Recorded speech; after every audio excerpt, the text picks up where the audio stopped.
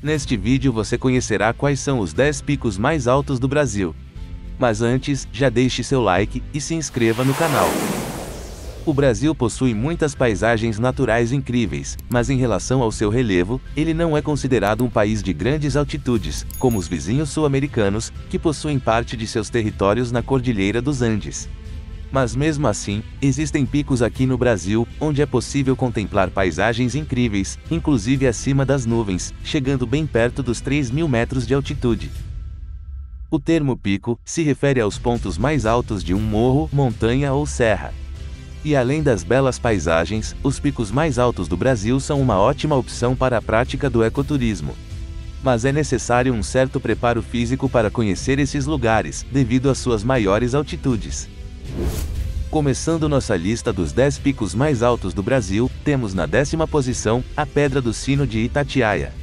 A Pedra do Sino de Itatiaia é uma formação montanhosa, localizada no estado de Minas Gerais, na Serra da Mantiqueira, no Parque Nacional de Itatiaia. Possui 2.670 metros de altitude, e está localizada próxima a um outro pico, que é o Pico das Agulhas Negras. As formas arredondadas no topo dão a impressão de que a montanha é um grande sino sobrepondo a superfície. Em 9º lugar, está o Morro do Couto, com 2.680 metros de altitude, localizado no Parque Nacional de Itatiaia, no estado do Rio de Janeiro, na Serra da Mantiqueira. A partir da portaria do parque, o pico pode ser alcançado em 2 horas de caminhada.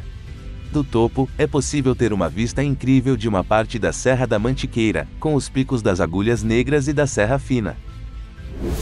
Na 8ª posição está o Monte Roraima, com 2.734 metros de altitude, localizado na tríplice fronteira, entre o Brasil, a Venezuela e a Guiana. O Monte Roraima possui um formato de mesa, que é uma característica do planalto dessa região. É um lugar único e cheio de mistérios, que inspiraram o autor, Arthur Conan Doyle, a escrever O Mundo Perdido. E mais tarde o filme, Up, Altas Aventuras. É preciso muita energia para chegar ao local. São 3 dias para chegar ao topo e 2 dias para voltar. As expedições duram pelo menos 6 dias, e é necessário acampamento ao longo do caminho. Suas origens remontam ao período pré-cambriano, que é o período geológico, antes da existência de vida complexa na Terra. Em 7º lugar, está o Pico do Cristal, com 2.769 metros de altitude. Está localizado na Serra do Caparaó, no Parque Nacional do Caparaó, no estado de Minas Gerais. Possui esse nome, porque a montanha é rica em quartzo.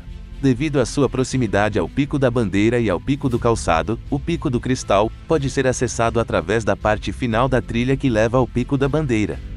A rota não é delimitada, passando por campos alagados e 3 pequenos lagos naturais, onde uma camada fina de gelo se forma nos períodos mais frios. Por fim, os visitantes devem enfrentar uma subida por lajes de pedras íngremes e lisas. Na 6ª posição, temos o Pico das Agulhas Negras, com 2.791 metros acima do nível do mar. Também está localizado na Serra da Mantiqueira, no estado do Rio de Janeiro, entre os municípios de Itatiaia, Resende e o município mineiro de Bocaina de Minas. São cerca de 5 quilômetros até o pico, uma média de 5 horas para ir e voltar. Para subir ao cume, é preciso ir até o abrigo Rebouças, e depois subir cerca de 5 km até o ponto mais alto, que demora em média 5 horas para chegar e voltar. O percurso é muito vertical, e requer o uso de uma técnica chamada escalaminhada, onde nos lugares mais difíceis de subir, é usado as mãos em raízes, ou pedras existentes no caminho, sem a necessidade permanente do uso de cordas ou outros equipamentos. Em 5º lugar, está o Pico Pedra da Mina. Possui 2.798 metros de altitude, e está localizada na Serra da Mantiqueira, na divisa de São Paulo com Minas Gerais.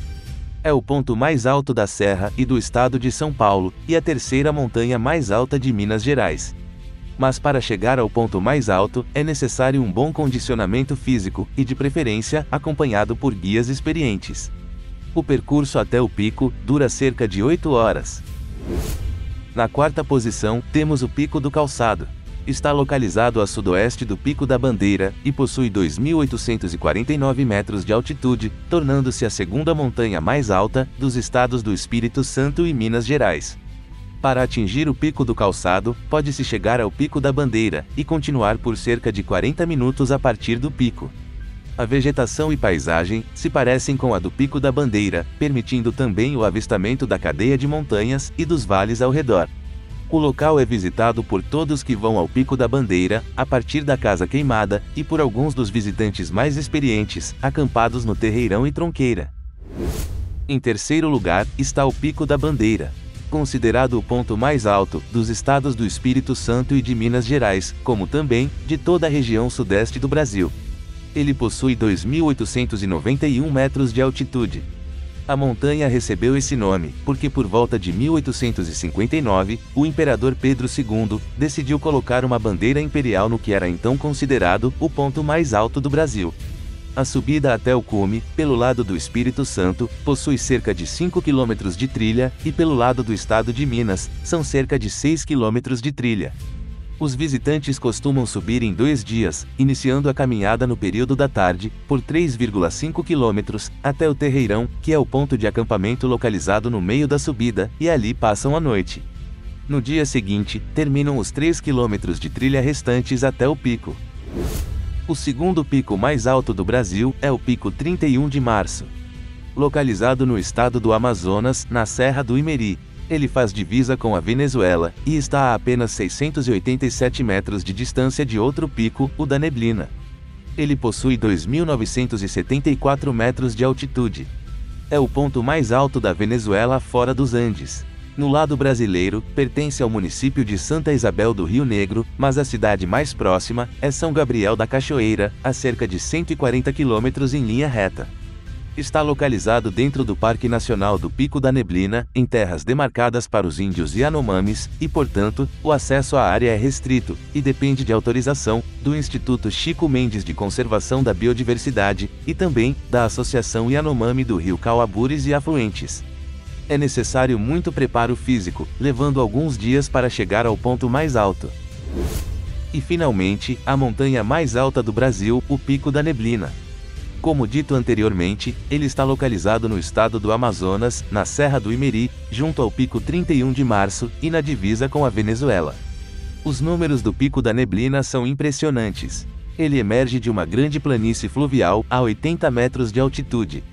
E seu cume pontiagudo atinge a altitude exata, medida por GPS de precisão, de 2.995,3 metros sobre o nível médio dos mares, resultando em uma proeminência de 2.915 metros, em relação ao Ritacuba Blanco, que é a montanha dos Andes da Colômbia, e sua montanha pai. Esta proeminência é quase a mesma do Xixapangma, que é a 14ª montanha mais alta do mundo. O pico foi batizado assim, devido ao fato de que o topo da montanha fica quase sempre encoberto pela neblina. O local também dá nome ao Parque Nacional do Pico da Neblina, onde está situado. Chegar à base da montanha requer 2 ou 3 dias de caminhada intensa com lama, calor e umidade da floresta. No final do 3º ou 4º dia, os turistas chegam à base da montanha, de onde se pode avistar através do nevoeiro. Depois disso, é preciso subir por cerca de 5 horas, até ver a bandeira brasileira colocada no topo da montanha pelo exército, marcando assim, o ponto mais alto do país. Depois de vermos essa lista, já deu para perceber que visitar as montanhas aqui do Brasil, não é tão simples quanto se parece, e é para quem realmente curte aventuras. Lembrando, é claro, quando visitar esses locais, obedeça às regras de preservação da natureza. E de preferência, acompanhado de guias que conhecem a região.